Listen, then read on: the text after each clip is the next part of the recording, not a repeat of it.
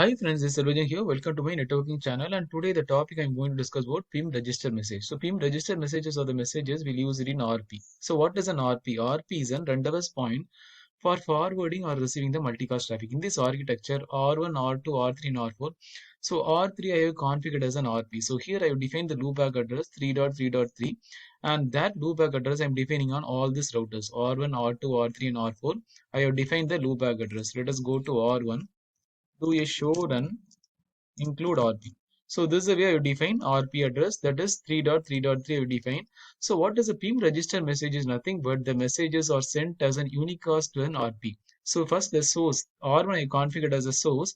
So this source will register with RP using the PIM register message. So always the first message sent from R1 to R2, R2 to R3 will be encapsulated in a PIM register message.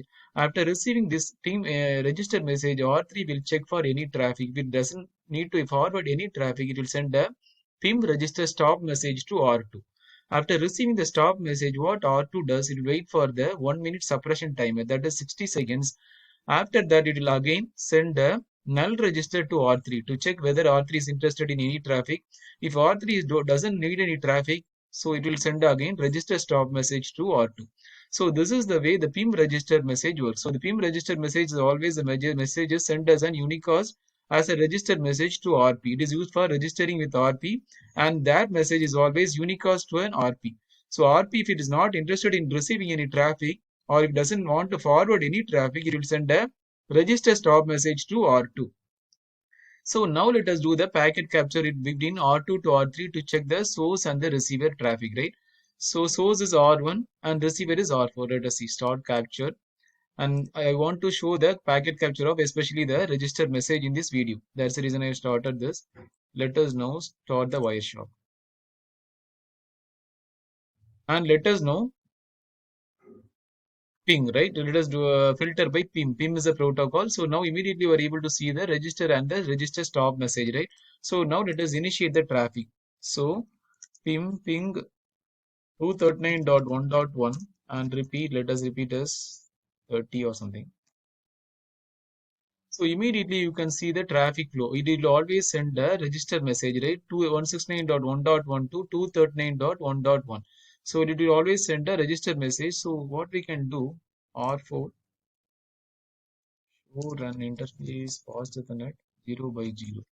So I have to join some other group 239.1.1. It is showing as a malformed packet, right? So what we can do, let us now remove that and let us configure with the correct thing. Go to interface fast Ethernet 0 by 0. Let us remove the group. No IP IGMP join group. So let us initiate with the 239.1.1 because that's the ping I initiated, right? So now let us do the thing. So now let us close it. Now let us start the capture again. Let us do the stop and let us start it again.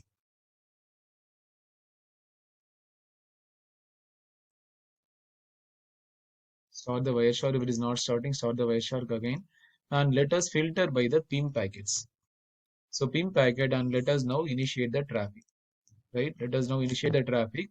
So now you can see here, you are able to see the PIM register message. The PIM register message was sent from 1.1 to 1.2, 2.1 to 2.2. You are able to see, right? Source is 2.1 and it is sending to RP. RP source address is 3.3.3. This is a loopback address is defined. So this is the message. It is a protocol independent multicast. You are able to see the message type as registered message. And similarly, this will send a register stop message, right? So from the RP to the 2.1 RP to this corresponding R2, it will send a register stop message. If it doesn't interested in any multicast traffic, it will send a register stop message. So this is the thing I want to show about register message.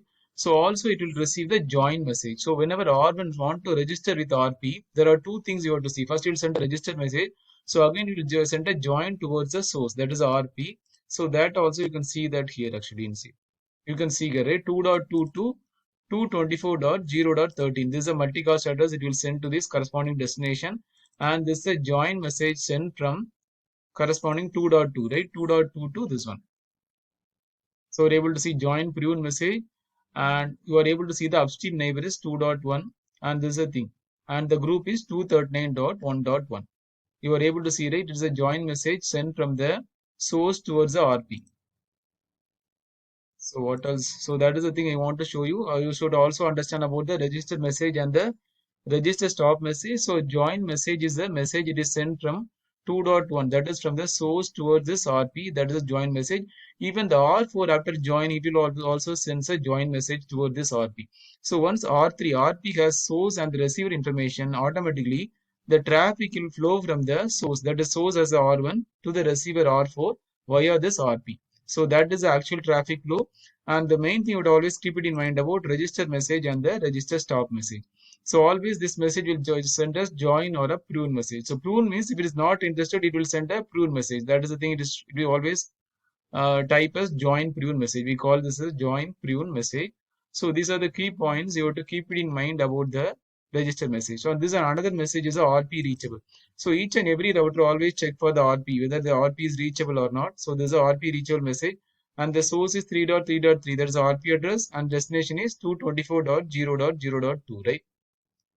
So I hope you understood. So let us discuss the summary. The summary is R1 as a source first will send a registered message with RP as a unicast to RP.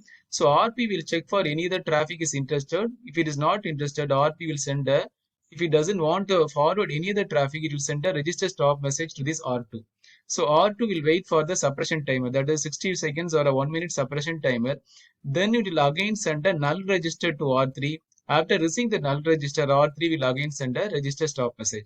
So this is the actual traffic flow. So I hope you enjoy this video. Thanks for watching. Please subscribe for more videos. Thanks and have a wonderful day. Thank you.